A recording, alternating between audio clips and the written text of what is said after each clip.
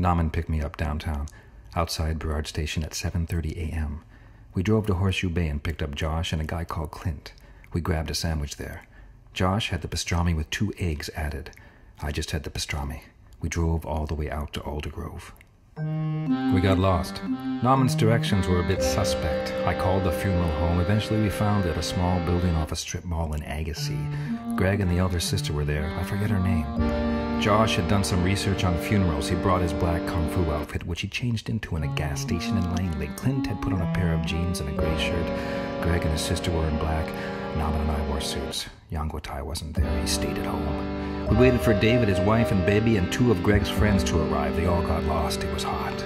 When everyone was there, we went into the room where Shimo's body was laid in a cardboard box surrounded by flowers.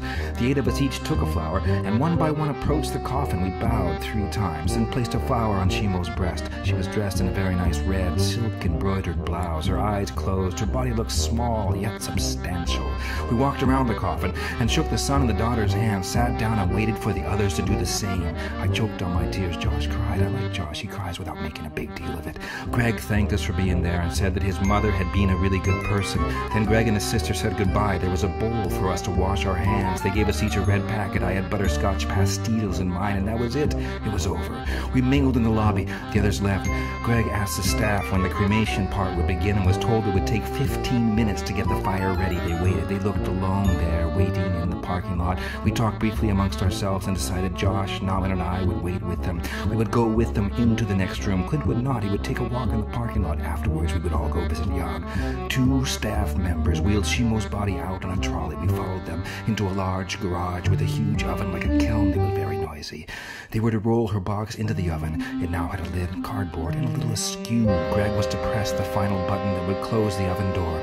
They waited with the box poised and the oven open while the sister called China to coordinate a prayer for Shimo's journey. She had to yell into the phone. When she got through, she took the phone to the side of the box, and with Greg, she shouted out to Shimo's body. I think they were saying something like, "Safe passage, Ma," or "Good crossing, Ma."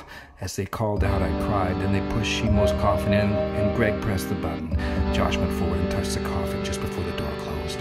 After that, we went out into the driveway and helped them burn paper money and a variety of paper things, a house, some airline tickets, a passport, other things. We had to keep poking the stuff in a metal container provided by the staff, but it was a bit small and the things kept floating out. This effort at the burning was welcome. After the last room, it was nice to be able to do something, to stir the flames with sticks that themselves caught fire. Greg and his sister had a whole box of clothes they wanted to burn, but the container provided was too small. Eventually, the staff came out to check on us. They said they would put the whole box in the oven later, but that we couldn't be here for that part.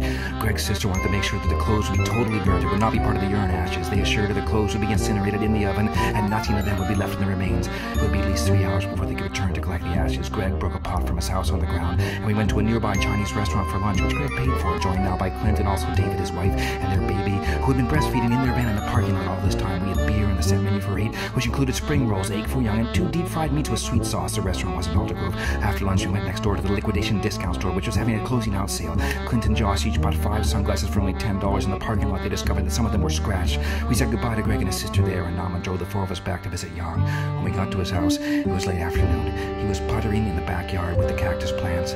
We shook hands solemnly and sat outside. We had tea.